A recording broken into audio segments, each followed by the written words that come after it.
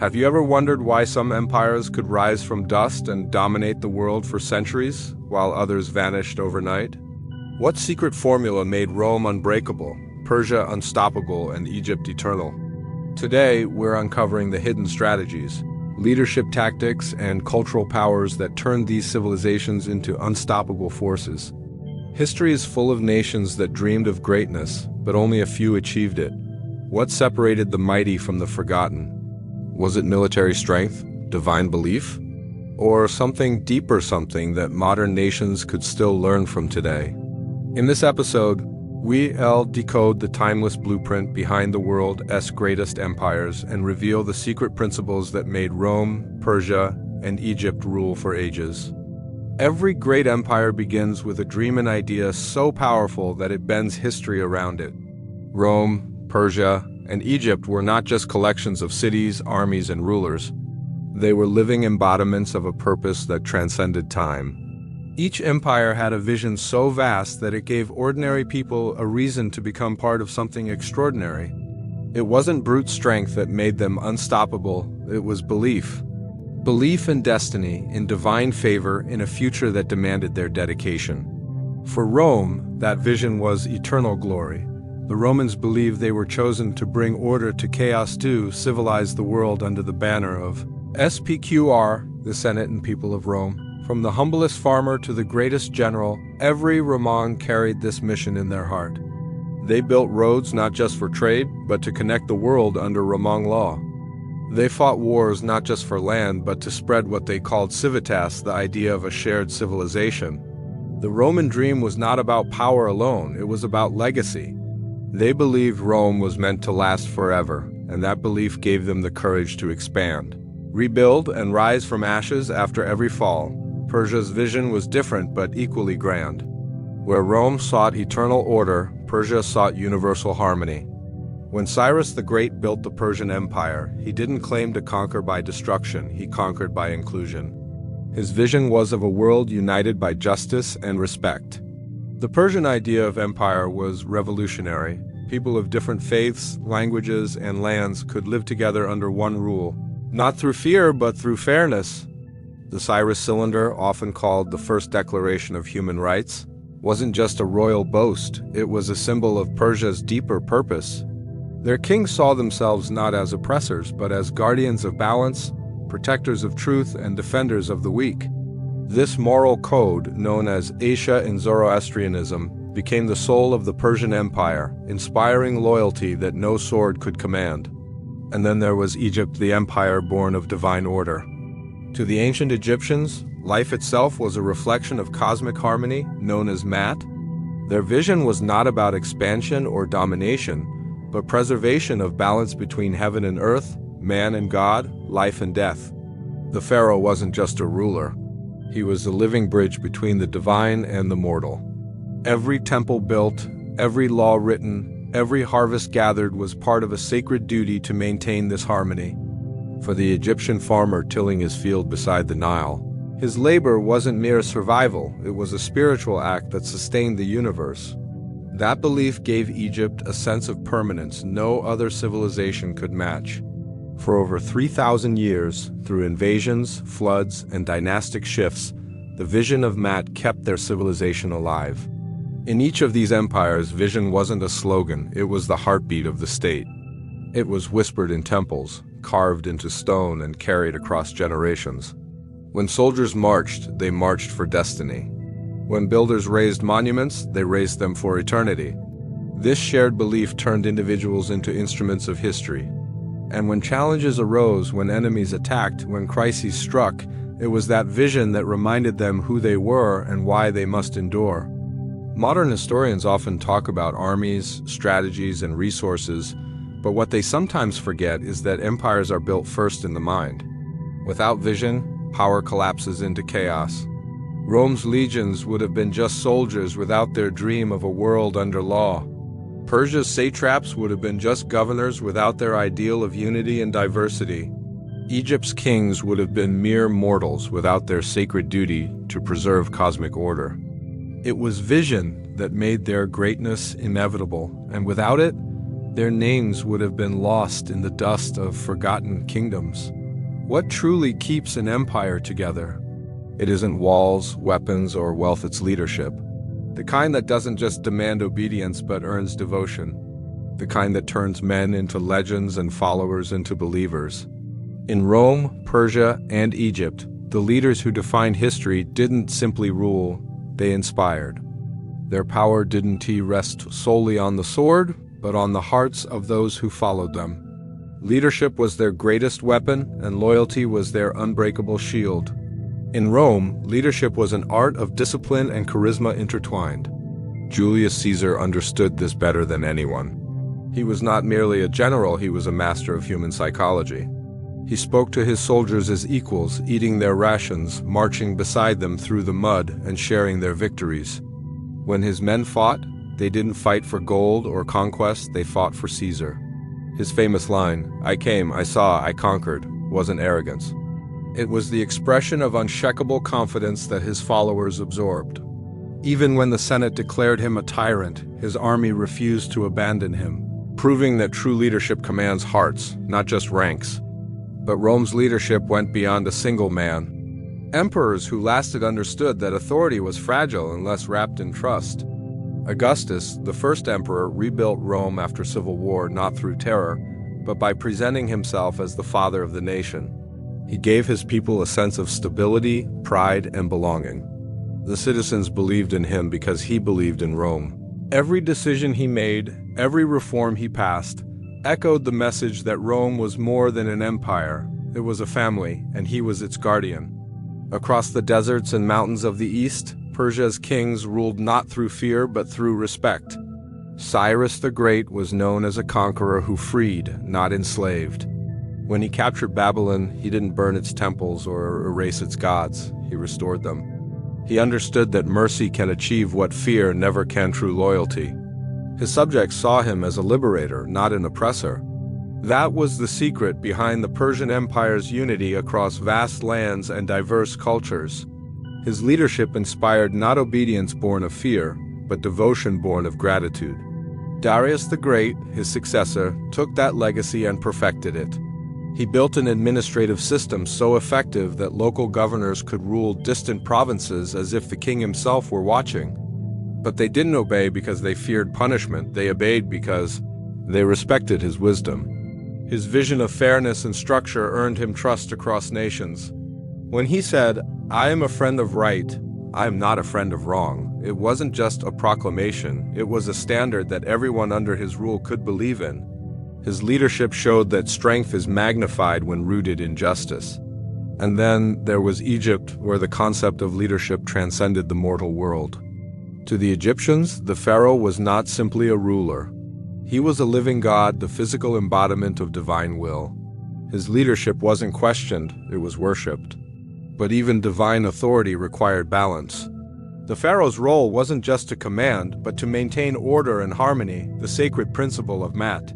When a pharaoh ruled wisely, the Nile flowed generously, the harvests were abundant, and the people prospered. His leadership was both political and spiritual, binding the people in a faith that gave meaning to their obedience. The pharaoh's presence was more than power, it was reassurance, a reminder that the universe itself was in balance. Ramses II, often called Ramses the Great, exemplified this divine kingship. His charisma was unmatched. Through grand temples, statues, and inscriptions, he built an image of eternal strength. But it wasn't vanity, it was psychological mastery. Every monument was a message to his people and his enemies, that Egypt's power was everlasting and its leader divine. His leadership crafted loyalty so deep that his name endured long after his dynasty faded. In all three civilizations, leadership was not sustained by fear alone. Fear can rule a day, but respect rules a lifetime. These leaders understood that loyalty is a currency more valuable than gold. They listened, they inspired, and they embodied the ideals their people cherished. They built systems that survived their deaths because their influence was not tied to their presence, it lived on in the hearts and minds of their people. Leadership in these empires was not about ruling over others, it was about leading others towards something greater than themselves. The soldiers who followed Caesar, the subjects who praised Cyrus, the farmers who prayed to Pharaoh, they were bound by more than duty. They were united by belief. The belief that their leaders carried destiny itself in their hands, and that by following them, they became part of something eternal. Every empire that stood the test of time did so not only because of its armies or rulers, but because of the foundations it laid literally. Engineering and innovation were the true engines of empire. They turned dreams into stone, deserts into farmland, and cities into symbols of eternity. Rome, Persia, and Egypt understood that true power doesn't just conquer, it constructs. Their strength was built brick by brick, road by road, monument by monument, until their architecture became as immortal as their legends. In Rome, innovation was a way of life. The Romans were not content to simply build, they perfected. Their roads connected an empire that stretched across 3 continents, an astonishing network of over 250,000 miles. But these weren't just roads. They were arteries of civilization, pumping soldiers, merchants, and ideas from one end of the empire to the other. The phrase, "all roads lead to Rome," wasn't a metaphor, it was a reality. Every stone laid was a reminder that Rome's reach had no limit. And the brilliance didn't stop at roads. Their aqueducts, masterpieces of engineering, carried fresh water from distant mountains to the heart of their bustling cities. Clean water meant hygiene, health, and longevity, giving Rome a quality of life that most of the ancient world could only dream of. Their public baths, fountains, and plumbing systems weren't luxuries. They were proof that Rome had tamed nature itself. The Romans also mastered architecture as a form of propaganda. Structures like the Colosseum and the Pantheon weren't just impressive, they were statements. They showed the world that Roman ingenuity could rival the gods. The Colosseum, with its intricate design of arches and concrete, could hold over 50,000 spectators, an architectural marvel unmatched for centuries. And the Pantheon, with its perfect dome and oculus, still stands as a symbol of engineering perfection. The Romans knew that to build was to rule, and every stone they set down was another declaration of their dominance over time and nature.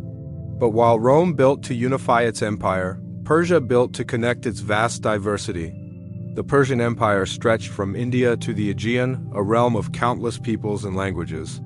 To hold it together, Darius the Great created one of the most sophisticated infrastructures the ancient world had ever seen, the Royal Road, stretching nearly 1,700 miles. This highway allowed messengers to travel from one end of the empire to the other in just days, not weeks. Relay stations with fresh horses and supplies stood along the route, ensuring communication never broke. It was the internet of the ancient world, and it made the Persian administration remarkably efficient. Persia also pioneered complex irrigation systems known as qanats, underground channels that transported water across arid lands. These channels brought life to deserts and allowed agriculture to thrive where nature had refused it. The genius of the qanats was that they used gravity alone, requiring no machinery, just precise calculation and skill. This mastery over water gave Persia the power to feed millions and sustain vast cities like Persepolis, a city built not only for governance, but for glory. Its terraces, halls, and palaces were carved with precision and pride, showcasing a civilization that valued both strength and beauty. And then there was Egypt, the land where engineering bordered on the divine. For the Egyptians, to build was to honor the gods. The Great Pyramids of Giza, still standing after more than 4,000 years, are not just tombs. They are monuments to human willpower and vision. How they were built remains one of history's greatest mysteries. But what's certain is that their creation demanded organization, intelligence, and an unshakable belief in purpose. Thousands of workers, engineers, and artisans labored together in perfect harmony, transforming tons of stone into eternal monuments of faith and power. Beyond the pyramids, Egyptian innovation shaped the Nile itself. They developed basin irrigation, harnessing the river's floods to sustain their crops year after year. Their agricultural engineering turned the unpredictable rhythms of nature into a dependable cycle of abundance. The temples of Luxor and Karnak, with their towering columns and intricate carvings, weren't just places of worship, they were proof that engineering could be a form of worship. Every structure aligned with celestial precision, reflecting their belief that heaven and earth were one. Across these civilizations, engineering wasn't just about construction, it was about control. Control over nature, over distance, over time. The roads of Rome, the qanats of Persia, the pyramids of Egypt, they were all extensions of the same idea, that humanity could bend the world to its will. These innovations didn't just sustain empires, they defined them. They allowed armies to march, trade to flourish, cities to grow, and cultures to connect. They were the silent force behind the power, the invisible backbone that made empires unstoppable. Empires can be built with armies, but they are kept alive through culture. Power taken by force can fade overnight, but power rooted in belief, language, and identity can last for centuries. Rome, Persia, and Egypt all discovered this truth early on, that conquest was only the beginning. To truly rule, you had to win the hearts of the conquered. You had to give them something to believe in, something to belong to. Culture was the invisible chain that bound millions of people across continents together, stronger than any army or fortress. In Rome, culture was not just a reflection of power, it was its very foundation.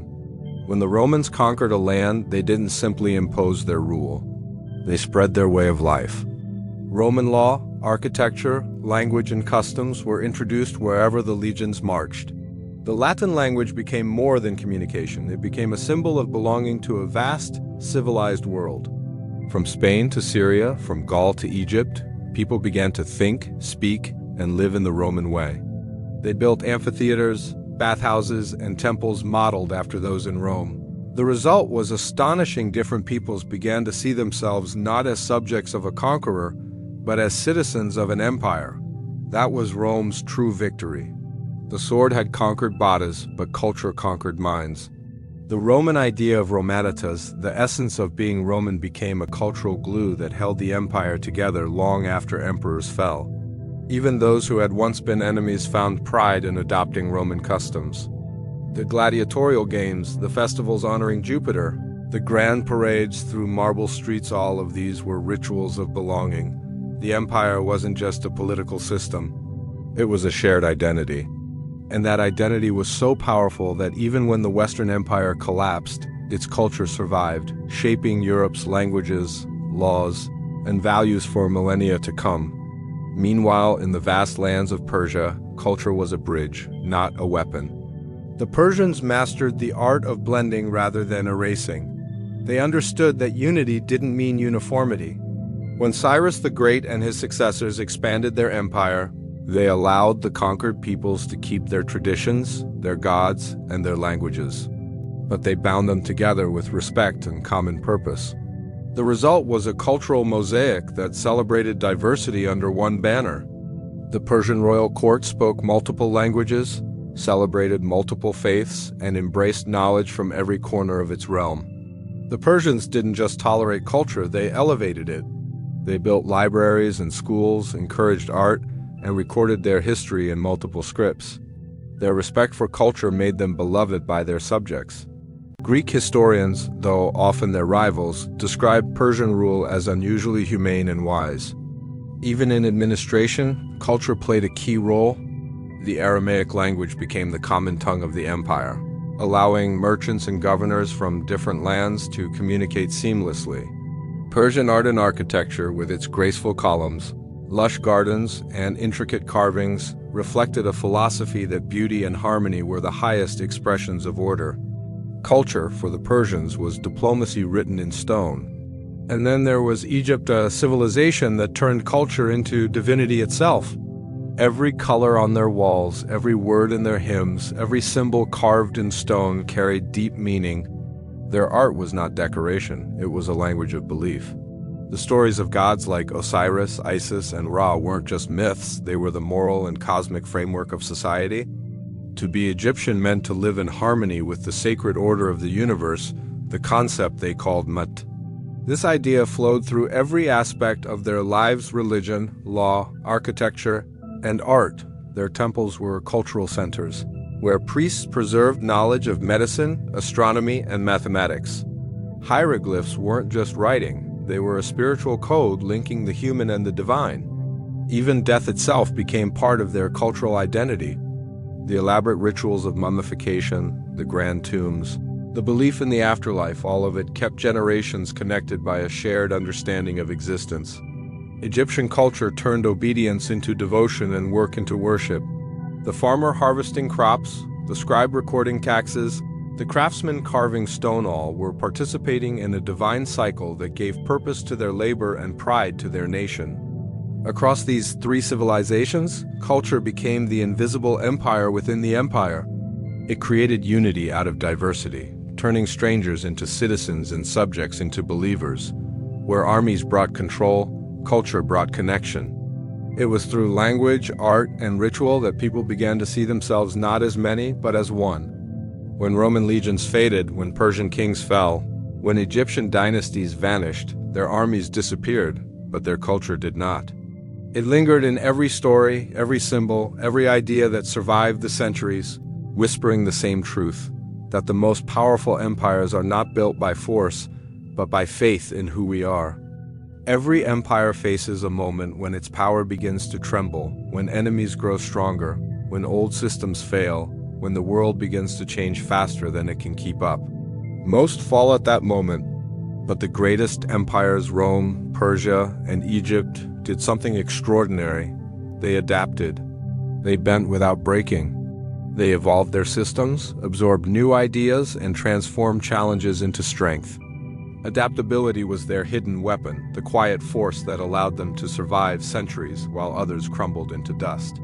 In the story of Rome, adaptability was a constant theme. Rome didn't start as an empire, it began as a small city struggling to survive among rivals. But what set Rome apart was its ability to learn from those it conquered. The Romans borrowed from everyone. From the Greeks, they took philosophy, art, and architecture. From the Etruscans, they adopted religious rituals and engineering skills. From the Carthaginians, they learned the art of naval warfare. Rome's genius wasn't in inventing everything, but in perfecting everything. It was this ability to absorb and improve that made them unstoppable. When internal corruption and political chaos threatened Rome, it adapted again. Augustus Caesar transformed a broken republic into a stable empire by blending tradition with innovation. He kept the old Senate but stripped it of real power, giving the illusion of democracy while holding complete control. Even as time passed and invasions came from every frontier, Rome evolved its military strategies, reorganized provinces, and reshaped its laws to keep pace with change. When new religions appeared, Rome first resisted but eventually absorbed them too. Christianity, once persecuted, became the empire's unifying faith. No other civilization could take something that once threatened it and turn it into the very thing that defined it. Persia, too, built its greatness on the art of adaptation. Its empire stretched across an astonishing diversity of lands and people, and rather than trying to erase differences, the Persians learned to manage them. Their system of satrapies, provinces governed by local leaders, was revolutionary. It allowed each region to retain its traditions and laws while still serving the central power. The Persians learned from the civilizations they ruled, integrating ideas from Mesopotamia, India, and Greece. When one dynasty fell, another rose from its ashes, reshaping the empire without destroying its soul. Under the Achaemenids, the empire was built on tolerance and efficiency. Under the Parthians, it shifted toward mobility and military resilience. Under the Sassanids, it embraced religion as a unifying force, refining its identity around Zoroastrianism and centralized power. Each era adjusted to the realities of its time. Yet the essence of Persia, the idea of a just, powerful, and cultured empire, remained. That ability to reinvent without losing identity kept Persian civilization alive through conquests by Alexander, Arabs, Mongols, and beyond. Egypt, however, was the master of adaptation through endurance. For over 3,000 years, it survived floods, droughts, invasions, and dynastic chaos. Its secret was balance. The Egyptians saw change not as destruction but as renewal, a continuation of the cosmic cycle. When foreign powers invaded, Egypt absorbed them instead of rejecting them. The Hyksos brought chariots and new weapons. The Egyptians adopted and mastered them.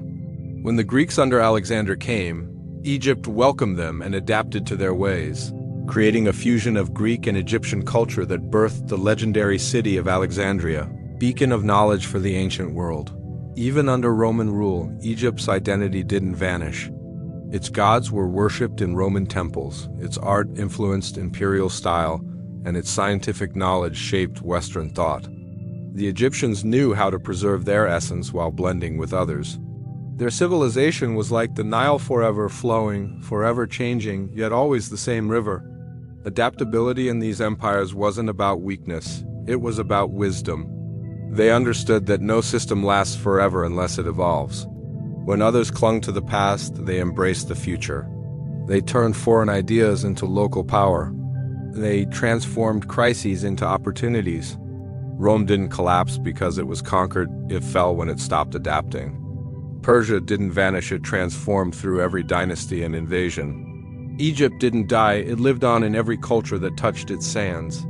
Adaptation gave these empires longevity beyond imagination. It was the ability to learn, to evolve, and to integrate that allowed them to outlast storms that would have destroyed lesser nations.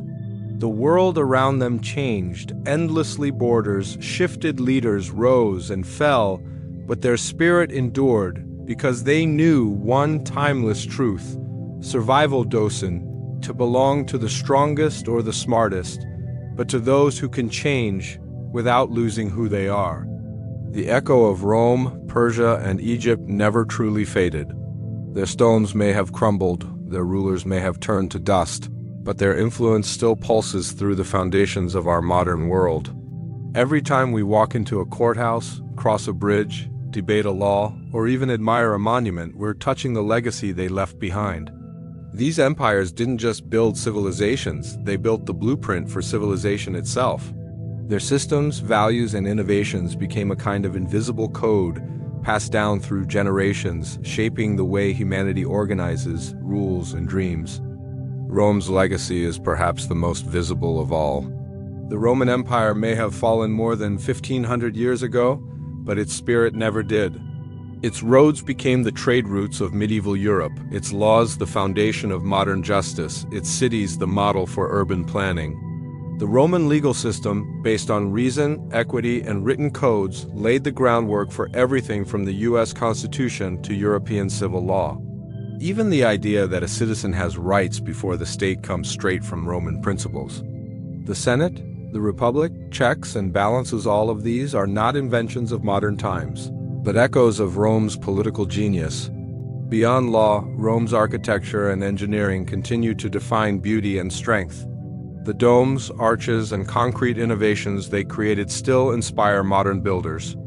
Every Capitol building with columns, every courthouse crowned with a dome, every city built around a public square, they all carry Rome's architectural DNA. The concept of infrastructure as the heartbeat of civilization, the belief that public works represent the soul of the people, was a Roman ideal. Even our languages, English, Spanish, French, Italian, are descendants of Latin, carrying fragments of Roman thought in every word we speak. Persia's legacy lies deeper in the way we think about governance, diplomacy, and human rights. The Persian Empire, especially under Cyrus the Great and Darius the Great, pioneered the concept of ruling through respect rather than fear. Their vision of an empire built on justice and inclusion set a standard that echoes in modern ideals of tolerance and diversity. The Cyrus Cylinder, often hailed as the first declaration of human rights, carried a message still powerful today, that people have the right to worship freely and live with dignity.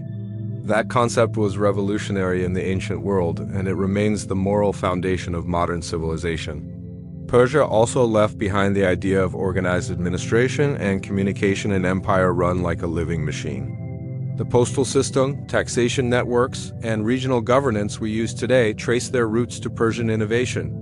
Even modern diplomacy owes a debt to Persia's approach to alliance and negotiation, a style built not on brute force but on understanding. The grandeur of Persepolis, with its blend of cultures carved into stone, wasn't just an artistic marvel, it was a symbol of unity through diversity, an idea the world still struggles to perfect. And then there is Egypt, the eternal teacher of time, balance, and mystery. Egypt's legacy isn't just physical, though its monuments still stand as defiant testaments to human ambition. Its true gift to humanity is its understanding of order and continuity. The concept of the afterlife, of moral judgment, of balance between chaos and harmony, these Egyptian beliefs shaped religions that came centuries later. The pyramids, aligned with the stars, symbolized not just power, but the eternal connection between earth and heaven, between humanity and the divine. Even our calendar, our architecture, and our fascination with symbols and sacred geometry all carry whispers of Egyptian wisdom. Egypt's obsession with knowledge also changed the world. The Library of Alexandria became the brain of the ancient world, gathering texts and scholars from across continents. Mathematics, astronomy, and medicine all advanced under Egyptian influence. The idea that knowledge should be preserved, studied, and passed down wasn't just an Egyptian value, it became a human one. Together, these empires didn't vanish, they transformed. Rome's law became the world's justice. Persia's tolerance became the ideal of modern governance. Egypt's spirituality became the foundation of our quest for meaning. The way we build our cities, run our governments, honor our gods, and seek truth all trace back to their hands. Even the very idea of empire of nations united by vision rather than geography comes from them. Their legacies endure because they discovered something eternal. That power fades, but ideas do not. Armies fall, kings die, cities crumble, but the values of order, justice, unity, and purpose continue to shape the human story. Rome taught us how to organize, Persia taught us how to coexist, and Egypt taught us how to endure. Their wisdom lives within our systems, our art, our architecture, our beliefs. The world we live in today is not a new creation. It is the continuation of an ancient dream, written in stone, preserved in thought, and carried forward by the endless march of history. Through the rise and reign of Rome, Persia, and Egypt, one truth becomes clear: greatness is never an accident. These empires were not just powerful because of armies or wealth. They were powerful because they understood the soul of civilization. They mastered vision, led with purpose, built with brilliance, ruled through culture, evolved through change, and left behind legacies that still shape our world today. Rome showed that order and ambition could build a world that lasts beyond its walls. Persia proved that respect, justice, and diversity could bind millions together without force. Egypt revealed that faith and balance could make a civilization eternal. Each empire taught humanity a lesson about leadership, endurance, and the eternal hunger to create something greater than oneself. Their monuments still stand, their philosophies still echo, and their systems still breathe within our modern world. We walk through their shadows every day, often without realizing it. Every time a nation seeks justice, every time a leader inspires unity, every time humanity reaches for progress, we are repeating the patterns they first set in motion. These empires may have fallen in body, but not in spirit. Their wisdom still flows through the veins of human civilization, reminding us that the true secret of unstoppable power is not conquest, but creation. The measure of an empire is not how far its armies march, but how long its ideas endure.